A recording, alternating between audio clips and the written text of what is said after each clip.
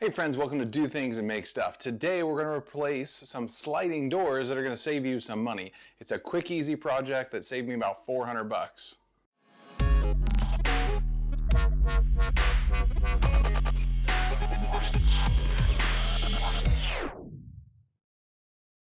So recently, I was in need of some sliding glass doors, and we had a quote come over, and it was just too much for us to do right now. So we thought, hey, let's just get a quote to replace the screen door. I don't know if you can really see it, but my screen door, let me see, it doesn't do what it's supposed to do.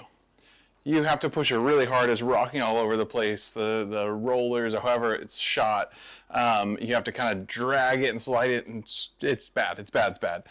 So we got a quote to see, hey, how much would it cost just to replace those, just to replace the screens, or have them rescreened, or the wheels fixed, or whatever. Well, it came out to 650 bucks. Now, the guy who came and did it was really cool, and he's like, hey, here's the deal. Just go to Home Depot. They sell them already pre-made, and then we don't have to create custom ones for you. So I went to Home Depot, and each screen door is $99. It's only $100, and I have two doors, so instead of 650 bucks plus tax and all the other jazz that would have come with it, for $200 plus tax, I walked to the store with two screen doors. And you can do the same thing and save yourself a lot of money for a pretty easy job. So let me show you what's going on. All right, so I'm assuming yours look pretty similar to mine. All the ones I've ever worked on, I kind of do the same thing. So here's what we're looking at here. Right up here at top, there's a screw on all four corners, top and bottom. You're gonna remove that screw, and what that is that pushes this piece up. So you're gonna be able to pull this down and then pull the screen out.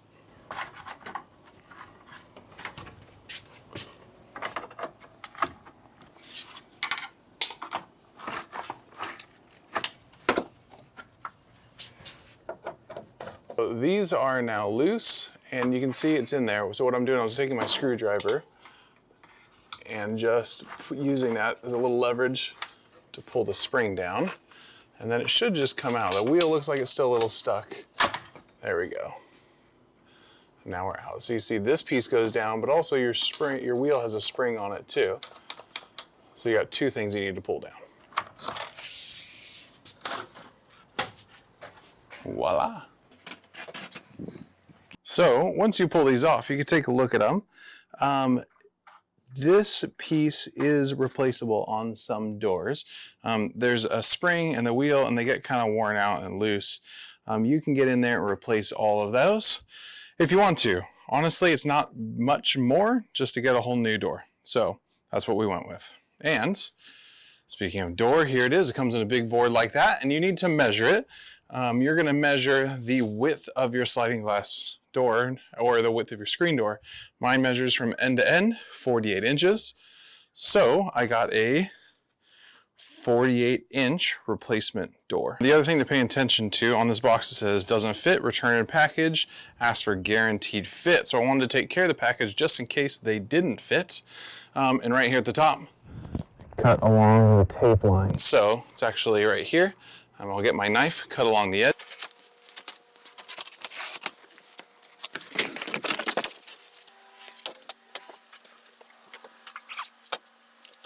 All right, well, now that your door is in the general location that it's supposed to be, a couple things you need to make a note of. These are all the way extended right now. So you're gonna loosen all screws on all four corners, and then push this track all the way down. You're also gonna wanna pay attention to which side your lock is on. Right now, the lock is on the outside. So I'm gonna have to flip this door upside down, which also means these screws are gonna need to come all the way out and flip it over. See, this side is just a nut, and then this side's a screw. I want to be able to adjust it on the outside in the future.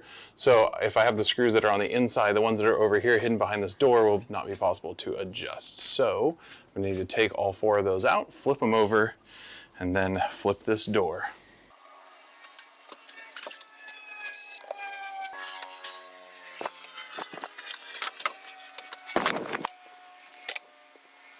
All right, now a little package with instructions and screws.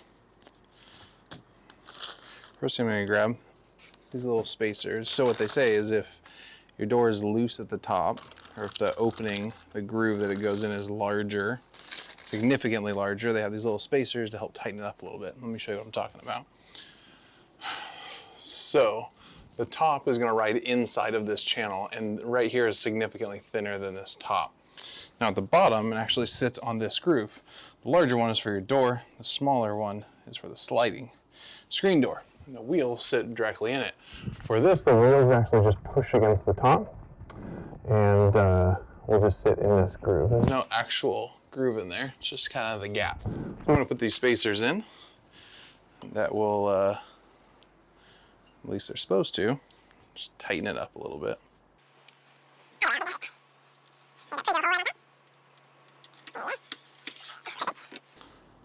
If you're also wondering what this drill is, it's a DeWalt 8-volt. I saw it at a thrift store. It's gyroscopic. I don't know if you can see it when I go to the left or to the right. It's really great for jobs like this because just a little bit of motion, when you're in a weird spot, things are hard to turn. Man, it's great. Now the adjustment begins. So what we're going to do, probably just to start off, is we're going to set this bar up towards the center, set the screws somewhere in the middle. That'll give us a good starting point.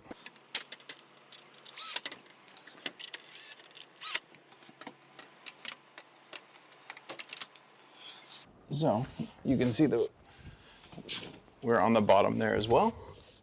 So we're going to loosen this one. And this one is going to be hard to show because you got to pay attention to the bottom and the top. So we're going to make sure the top is still inside that track like it's supposed to be. We're going to lift this up and then push this guy down.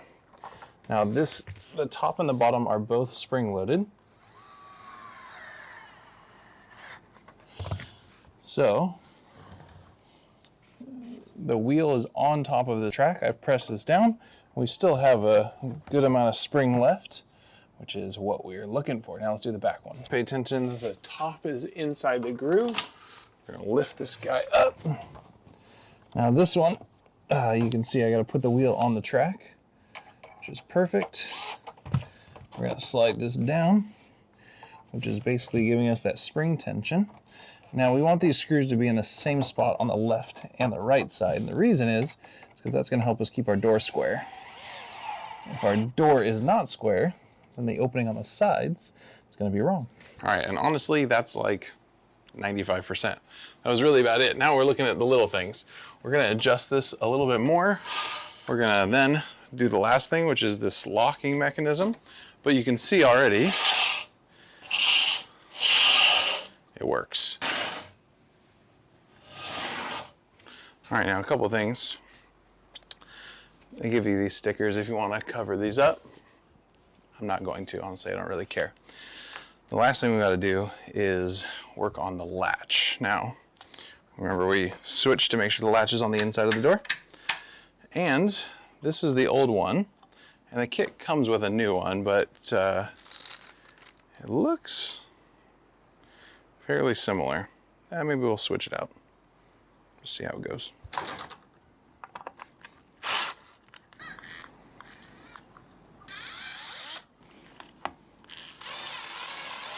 All right.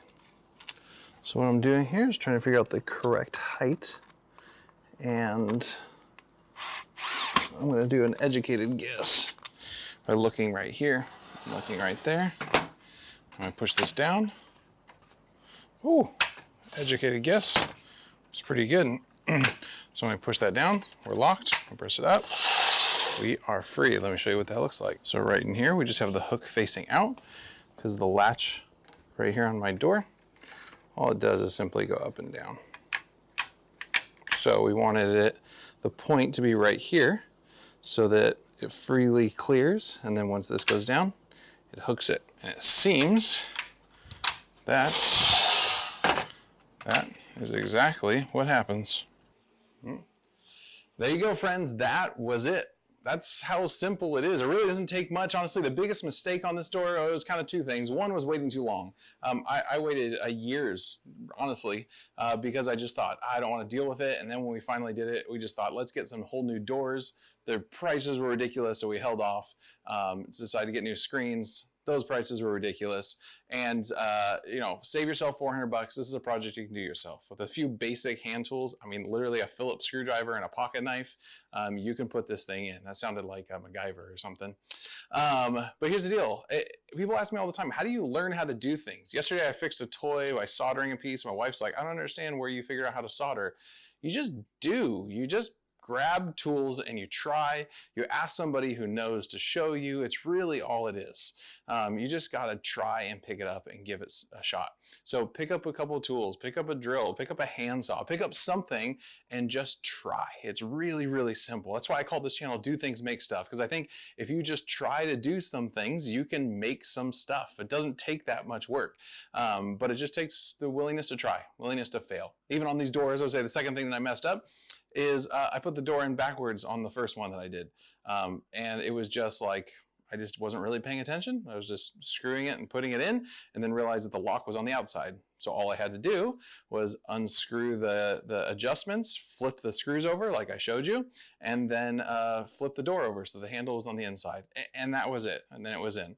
So for the second one, obviously I didn't make that mistake. But you make mistakes. Even people who do this all day, all the time, professionals, they make mistakes, but they're willing to try and learn from their mistakes. And that's all you got to do. If you want to make some stuff, you got to try. You got to be willing to make mistakes. Well, thank you so much for watching. I would love it if you like this video and subscribe. If you're looking for other DIY how-to videos, I've got a few, but I'm hopefully building more and more soon. So thank you so much for watching this video and have a great day.